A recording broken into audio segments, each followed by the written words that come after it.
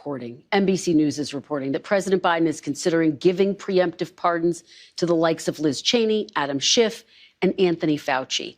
If President Biden doesn't issue those pardons, do you think they are going to wish that he had? Are they going to be pursued? I can tell you this about Cheney, and she's a so-called Republican. I think she hurt the Democrats terribly. When I saw that Kamala put Cheney out on the campaign trail, I said, that's the end of Kamala. I really did. I thought it was a terrible move, especially if you're a Democrat. But Cheney did something that's inexcusable, along with Thompson and the people on the Unselect Committee of political thugs and, creeps. So the Unselect Committee went through a year and a half of testimony. Wait. They deleted and destroyed all evidence of that they found. You know why? Because Nancy Pelosi was guilty. Nancy Pelosi turned down 10,000 troops. You wouldn't have had a J6 because other people were guilty. The people that said that I attacked 2 Secret Service agents in a car. I grabbed one around the neck. I was then rebuffed, and I grabbed the other one. These are 2 of the toughest men anywhere on the planet. They happen to be slightly younger than me, maybe, just a little bit. Let me just tell you. They testified. They said it was total. And all of this stuff came out. People lied so badly. Now, listen, this was a committee, a big deal. They lied. And what did they do? They deleted and destroyed a whole year and a half worth of testimony. Do you know that I think those people committed a major crime. Sir? And Cheney was behind it. Well, and so was Benny Thompson and everybody on that committee. For what they did, honestly, they should go to jail. The walls are closing in on Liz Cheney. You are not going to believe what President Trump has in store for her and the J6 Kangaroo Committee and Schiff and Fauci and tens of thousands of swamp creatures that the new Trump administration is poised to end and bring to justice once and for all. Gang, obviously Americans are tired and frustrated by a stalling economy, inflation, endless wars, and the relentless assault on our values. But thankfully, there are companies like Patriot Mobile that still believe in America and our Constitution. I'm proud to partner with Patriot Mobile because they're on the front lines fighting for the First and Second Amendments, the sanctity of life, and our military and first responder heroes. Take a stand for conservative causes and put America first by switching to Patriot Mobile today. You'll get the same nationwide coverage as the big providers because Patriot Mobile operates across all 3 major networks. Plus, they back their service with a coverage guarantee. Their 100% U.S.-based customer service team will find the best plan for your needs. Keep your phone number, keep your phone, or upgrade. Go to patriotmobile.com/Turley Talks or call them at 972-PATRIOT. That's 972-PATRIOT. Right now, get a free month, a whole free month when you use the offer code Turley Talks. Don't forget that. Use Turley Talks. You get a free month. Don't get fooled by other providers pretending to share your values or have the same coverage. They don't and they can't. Join me. Switch to America's only Christian conservative mobile provider, Patriot Mobile. Hey, gang, it's me, Dr. Steve. Come on in, one and all. We got a jam-packed show for you today, so make sure to smack that bell and subscribe button. I mean, my, oh my, have the tables turned. I mean, think about how the tables... I remember back in 2021 when the J6 committee was just formed. And I remember all the headlines like this one right here from The Hill, where, they all read, the walls are closing in on Donald Trump. The walls are closing in on Donald Trump. The committee's vice chairperson, Liz Cheney at the time, she was out there frothing at the mouth on all the talk shows on MSNBC and CNN and ABC, announcing that her cohorts on that kangaroo committee were going to finally take Trump down. That's it. We got him. We got him. We're going to peg Trump with criminal liability for obstructing Congress's electoral college vote count. We got him. They were going to get Trump They were going to get members of his family. They were going to get members of his inner circle. The walls are closing in. It's just a matter of time. You remember that? Well, now here we are 3 years or so later, and Liz Cheney is a political has-been. She is the very definition of a political failure. She is bereft of any power whatsoever after having been humiliated and losing her primary by double digits in a literal historic unprecedented defeat. And by contrast, President Trump was just reelected in what was nothing less than the single biggest Republican landslide victory in 40 years. Now, if all you did was listen to the legacy media, you'd probably be thinking that the opposite happened, wouldn't you? Availing yourself only of coverage from the legacy media, you'd think the opposite happened. For example, if you Google Trump Cheney, Google it, try it, Trump Cheney, you'll get headlines like this one from ABC News. This is one of the first ones that popped up on my feed, my Google feed. Ridiculous and false. Cheney, Schiff, pushback after Trump says January 6th committee members should be jailed. So the headline looks as if Cheney and Adam Schiff have the moral and political high ground here. Right? I mean, same with this one. This one from The Guardian. Liz Cheney calls Trump threat to jail her an assault on the rule of law. So now she's the one now who in this article goes on to say that she could that sanctions can be imposed on any effort to investigate the J6 committee. Again, you'll notice it's Liz Cheney that's in the moral high ground here. It's Liz Cheney that's reported as the one who has the rule of law on her side and who could somehow magically summon sanctions to push back against any threatened investigation.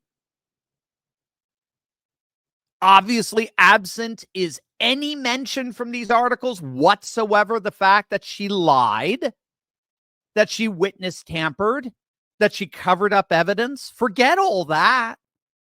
The legacy media fabricates reality in accordance with executive-approved narratives that always favor the Democrat establishment.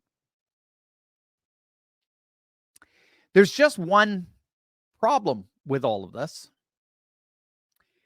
It's a little thing called reality. Yes, reality. And the reality is President-elect Donald Trump is about to redefine the presidency like never before.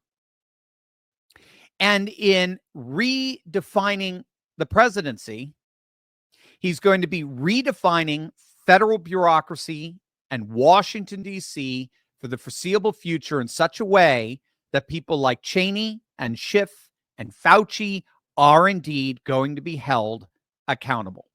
Now, what do I mean by that? There was a very interesting piece in the New York Magazine on how Trump is poised to change the nation by changing D.C. He's going to change the nation by changing the very way in which the federal government functions. And he's got twin allies in this endeavor, two major sort of contextual allies. He's got the conservative majority in the Supreme Court that's thus far been very accommodating to his interpretation of the presidency and their immunity decision and of federal bureaucracy in two recent decisions I'll talk about in a moment. And he's got a unified Congress with the Republican takeover of both the House and the Senate. Now, we've talked about the importance of the two recent Supreme Court decisions, the overturning the Chevron doctrine that up until this point had empowered the administrative state in the courts, and that all courts across the country were basically, they were They were mandated to defer to the technical expertise of bureaucrats in all matters of regulation. Well, that's over now. And you had the West Virginia versus the EPA, the Environmental Protection Agency, which that decision says that the agencies may not impose regulations dealing with major economic or policy questions unless Congress expressly and specifically authorizes them to do so. And so these two decisions have basically set the stage for dismantling the administrative state. When Elon and Vivek wrote their op-ed in the Wall Street Journal for how they were going to dismantle the administrative state, they rooted that dismantling in these two key Supreme Court decisions. So the fact that Trump has a friendly court and a friendly Congress sets the stage for how he's going to use executive power to drain the swamp and bring swamp creatures like Liz Cheney to justice. Now, we've talked about this on a number of videos, but both Elon and Vivek are openly stating that Trump will use executive action like never before. But it's going to be used in such a way where the changes are permanent. So what they mean is that Trump will, through executive action, basically eliminate tens of thousands of positions throughout the managerial state that are under executive power and then return their jurisdiction back to Congress. It's something very similar to what Kash Patel is openly talking about doing with the FBI, breaking it up, farming out a number of their investigative bodies into other organizations like Homeland Security. It's basically it's a process of dispersing the centralized power of the deep state. But that act alone has the potential, according to this assessment by New York Magazine, that act alone has the potential of eliminating at least 50,000 bureaucratic jobs from D.C. That's their number, 50,000. Now, I call it a nice start, right? But what's so interesting is that this article in this New York Magazine, which of course is hopelessly liberal, it was written a few weeks back. And so this is before Trump chose Kash Patel. So in the article, they're very, very concerned that Trump is going to follow through with his threat of firing Christopher Wray, the great Christopher Wray of the FBI, right, as FBI director, even though Christopher Wray still has 2 more years to go in his tenure. So they thought that would be an unusually brazen act of executive power on Trump's part. Well, now, of course, that turned out to be prophetic. We all now know that Trump has indeed appointed Kash Patel as FBI director, and Christopher Wray has now reportedly confirmed that he will resign before Trump is inaugurated to prevent being fired by him. So just at this point, we can already see a radically revamped DC in the making. And the key here again is all these executive actions are going to they're going to bring these agencies back under the control of Congress. And the reason why that's so important is because now, with Congress having authority that was given to them by virtue of the West Virginia versus the EPA ruling, now that Congress has this authority now, a simple executive order in the future from a Democrat can't revamp and reactivate and bring back the administrative state. No, now they're going to need the permission of Congress to do that. And you could be assured once Congress has power, they're not going to give it up. So we're seeing the effect dismantling of the administrative state through executive order, through EOs, but you're not going to be able to reconstruct it through EOs. Again, that's the key to what Vivek and Elon Musk have been talking about. But this is all just where it begins. We now know that Trump has appointed, you're going to love this, he's appointed Russell Vought to lead the Office of Management and Budget, the same position he held during Trump's first presidency. So Vought, this is not his first rodeo. He's already done this before. But what do you know? As it turns out, Vought, if you could believe it, was one of the key architects of none other than Project 2025. I mean, you literally cannot make this stuff up. I love the tweets out there. They're like, they've been coming out. I think I even tweeted or retweeted something like that. So after months and months of Trump distancing himself from Project 2025. Ever since he won, all those tweets have been like, yeah, never mind. You were right. Project 2025 is going to be lit, right? So now, if you don't know, Project 2025 centers on the president implementing a new category federal employee called Schedule F. And what Schedule F would do is it allows the president to fire huge swaths of the civil service at will, making them answerable to him personally. Now, they began to implement Schedule F in the latter part of Trump's first term. In fact, it was the last, as I understand, it was the last executive order that Trump signed. But Vogt was unable to implement the change before Trump was ousted. And then, of course, Biden just immediately rescinded the EO. Well, it looks like as of January 20th, day one, Schedule F will indeed be revived. But there's something absolutely essential to understanding in all this in terms of political strategy.